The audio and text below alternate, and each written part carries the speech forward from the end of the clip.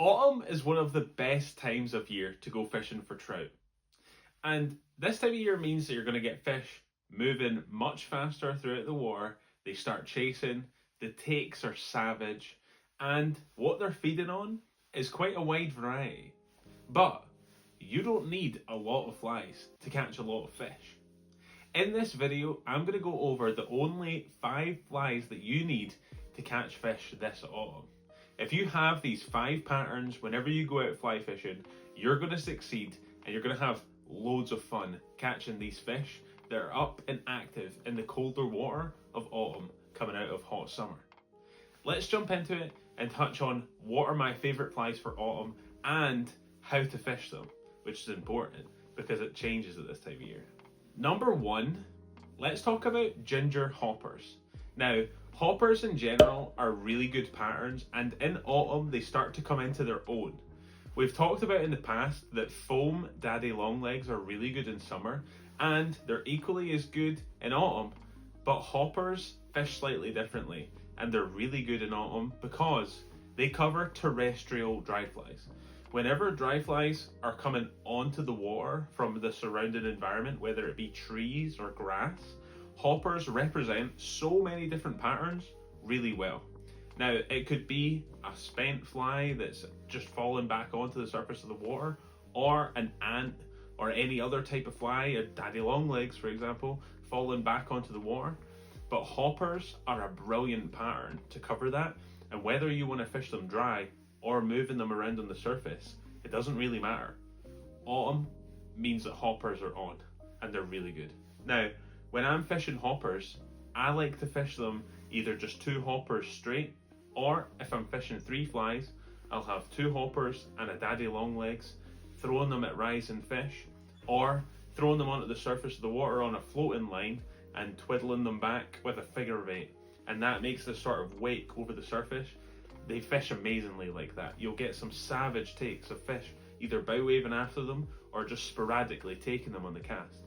So ginger hoppers are one of my number 1 patterns in autumn. Number 2 is a slightly different form of fishing, but it's just as effective in autumn, and that is fry imitations.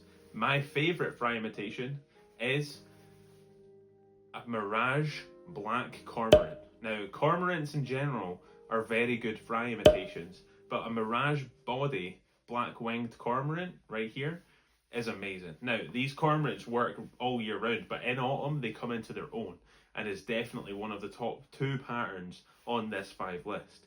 Now, these cormorants can be fished in a lot of ways, but my 2 favourite ways to fish them are pulling them and twiddling them quite fast. Because fry in the water, when they're being chased by fish, they will be sitting quite slow, just chilling on their own, and then as trout move past them or they get any sort of stimulus from around them, the fry dart away. Now, you can replicate that by having a choppy figure of 8 or by pulling your cormorants around in the water, and it replicates how fry move really well.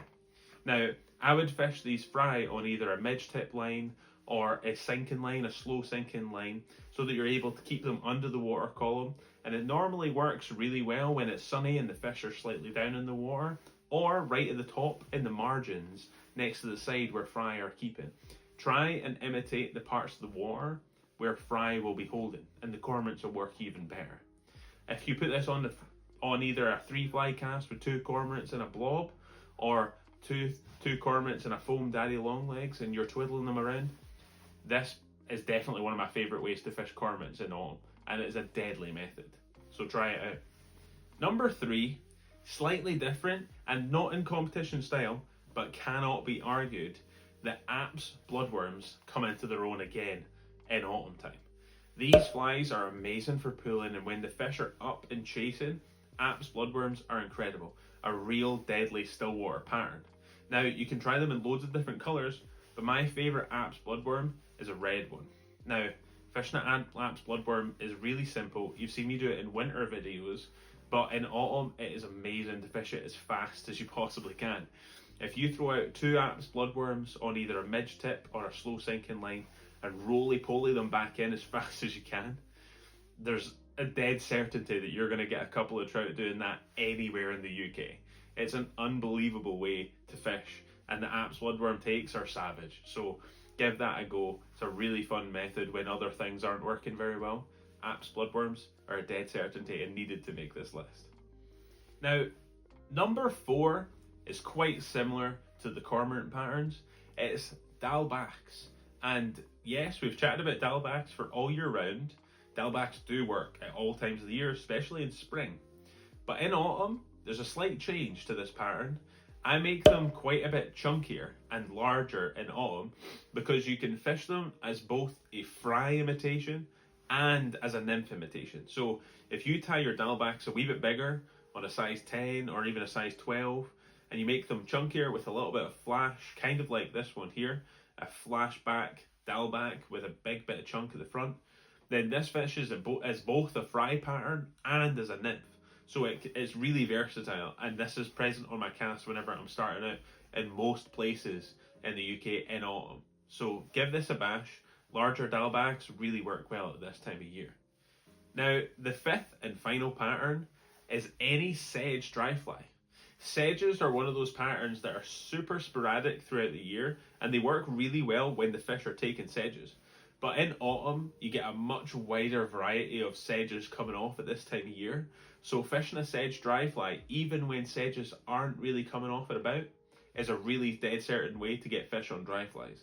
The trout have been used to feeding on sedges for a while now, so by the time that you get to autumn, they're going to be much more ready to take sedges, even if there's not a lot of sedges around. So fishing a Sedge Dryfly whenever you're fishing dryflies in general is great, and it doesn't really matter what pattern you fish. I really like elk hair sedges, smaller sedges. There's a bunch of different ways that you can fish Sedge Dryflies, but this time of year, sedges are a dead certain way to get fish on the top of the water. Now, that's my 5 favourite flies for autumn. If you guys have any other particulars that you want to chat about, put them down in the comments and let's talk about amazing autumn fishing. I can't wait for the summer to be over and for us to get a bit of cooler water. The summer fishing has been rock solid, so autumn time when you get loads of fish, it's going to be really exciting. Let's chat about flies in the comments, and I'll catch you guys in the next video. Tight lines. Now, if you enjoyed this video, go and check out My Fishing Flies. They've got an amazing selection of flies. Everything that I used in this video is on their website, and you can use code VICEFLIES for 10% off. Go and check them out.